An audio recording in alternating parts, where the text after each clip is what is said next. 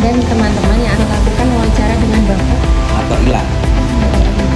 baik Malika Mulak. Pada tahun berapa Bapak berdirinya usaha ini? Berdirinya usaha ini sebenarnya sejak saya kuliah S1 di sini. Jadi S1 setelah dari keluar dari Ma'had tepatnya. Jadi kalau pas S1 itu saya masih numpang tempat.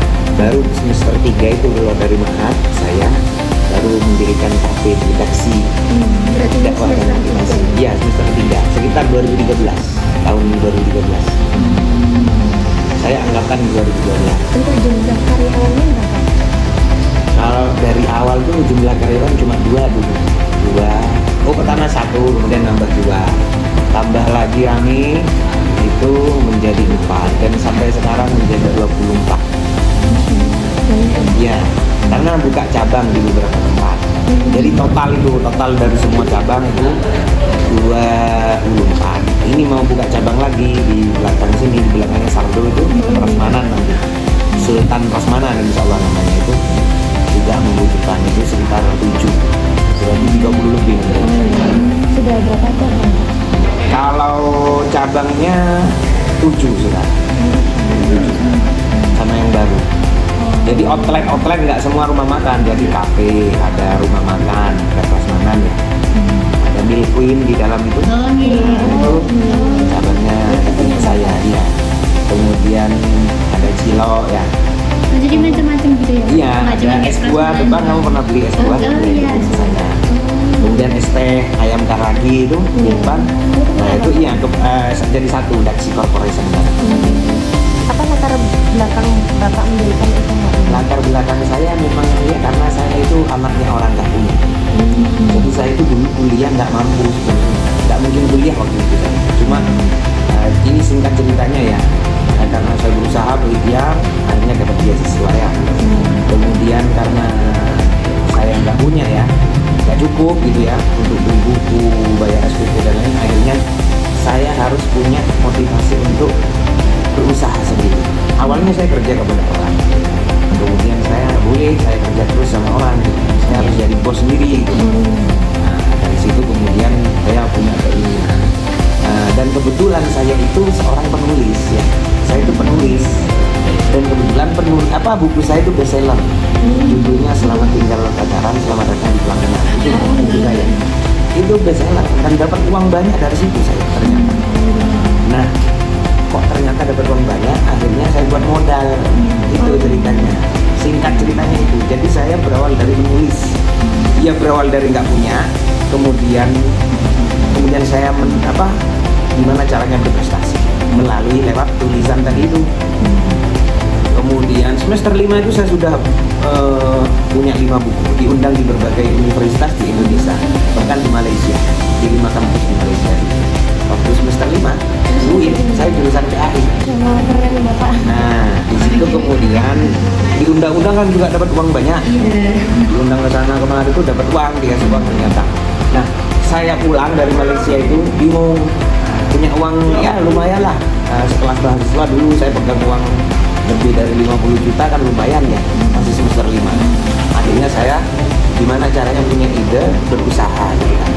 Nah, muncullah ide buka warung kopi. Dulu masih jarang warung kopi. Nggak sebanyak sekarang. Dulu masih jarang sekali warung kopi, dan karena saya itu ya sering diundang orang ya, dijuluki motivator ya, isi seminar juga kemana-mana. Akhirnya gimana saya punya warung kopi yang menginspirasi. Nah, saya namai Daxi, dakwah dan motivasi. Daxi itu. Dan itu saya sering mengundang tokoh-tokoh nasional untuk mengadakan acara di kampus ya di sini. Jadi ada banyak tokoh-tokoh, kalau kamu lihat foto-foto itu, Wirja Mansur itu 3 kali kalau nggak salah ngisi acara dengan saya, dan kalau kemarin sih WVV itu, kalau WVV itu sering sini kali itu Sandra, dan saya sama satu itu banyak dulu seniman-seniman juga, Boy Chandra itu kemarin sih. Boy Chandra, Alfi Saga, kemudian Chandra Malik, banyak ada pokoknya. Terakhir itu saya juga ada tamu saya itu dari ketua kami Bapak Agus Raharjo.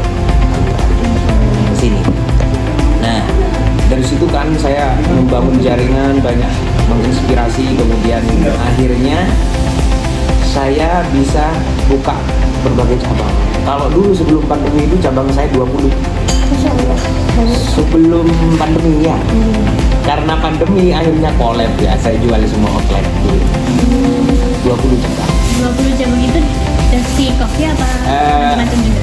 Cabangnya dari Daxi outlet kecil untuk jual minuman di kampus-kampus. Kalau Daxi Cafe itu ada 4.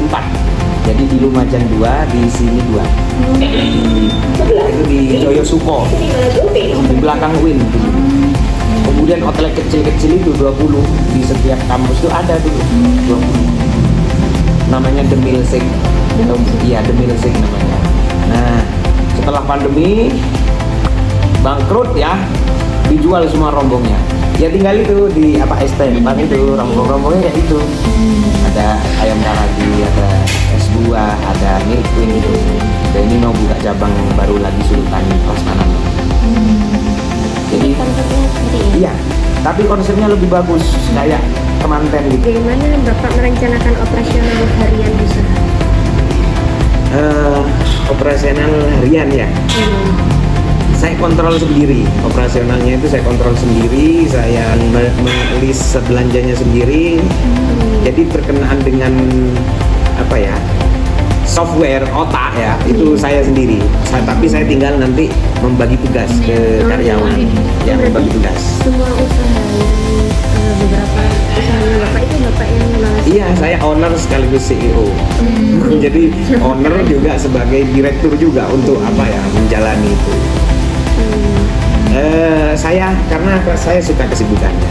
Saya kan ngajar juga di tarbiyah, ngajar di tarbiyah.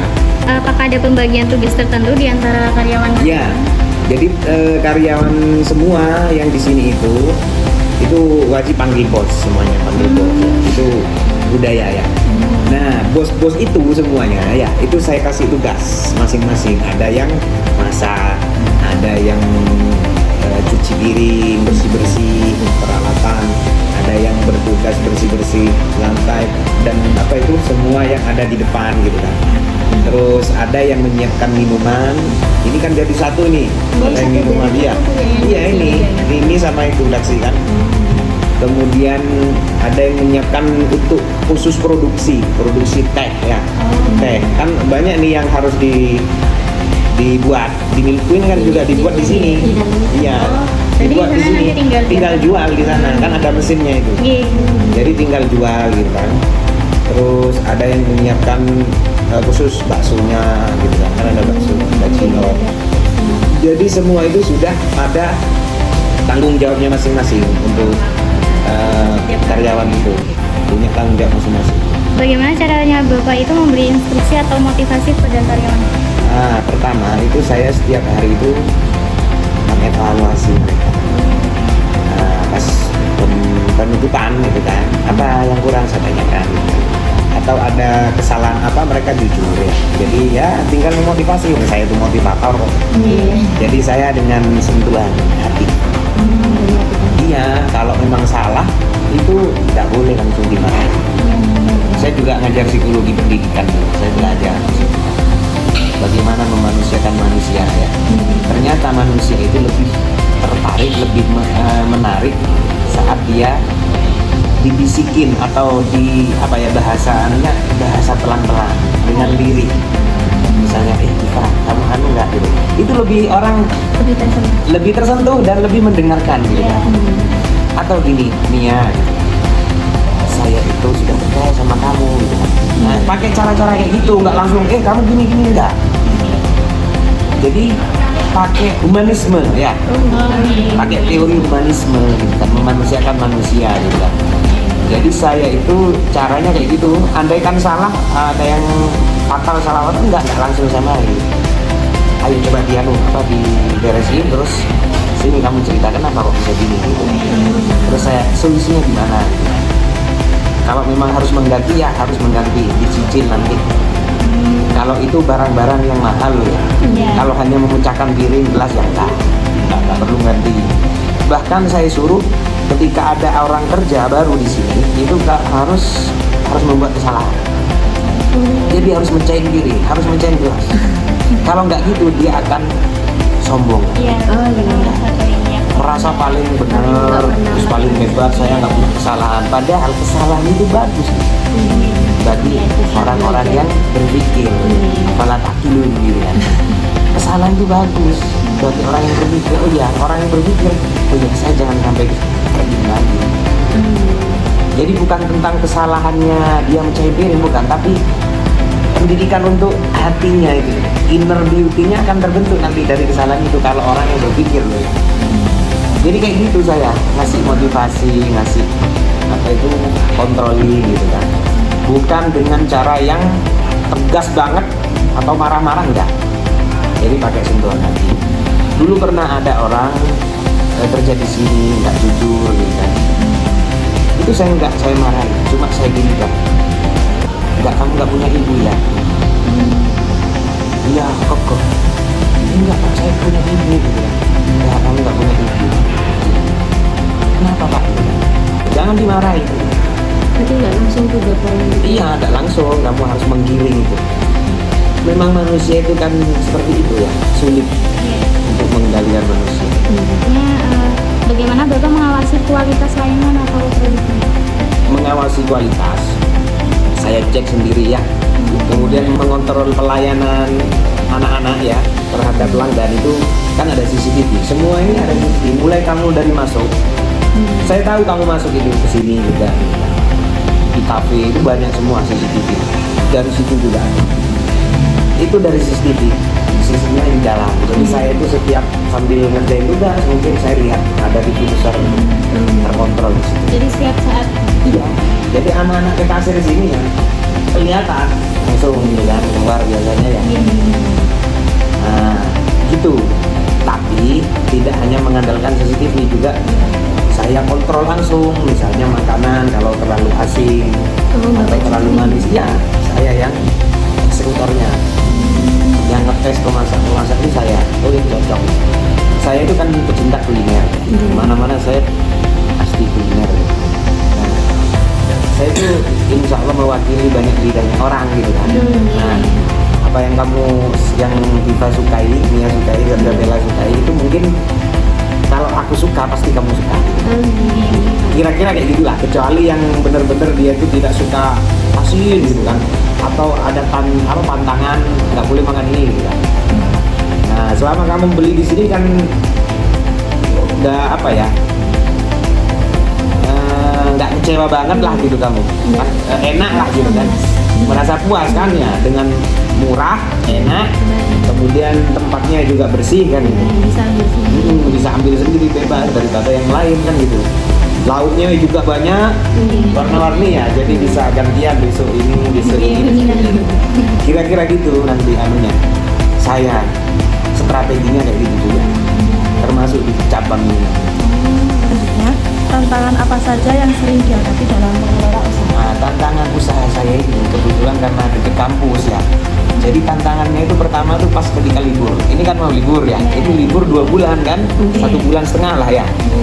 Nah itu kita libur juga, ikut libur yang di sini karena ya, kan nggak ada mahasiswa. Nah, kenapa kok harus libur? Karena kita kan prasmanan, masaknya harus banyak. Kalau yang beli sedikit, kita rugi nanti. Apa itu? Masaknya banyak tapi yang beli sedikit kan nanti sisanya banyak. Iya, jadi buang-buang. Nah, lebih baik libur aja gitu kan. Kecuali kita jualnya ya misalnya ayam lalapan gitu kan nggak bau.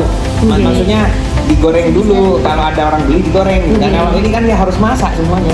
Iya. Jadi tantangannya itu ketika liburan. Kalau dulu tantangannya juga pesaing, tapi sekarang saya udah mempelajari persaingan itu memang pasti ada ya.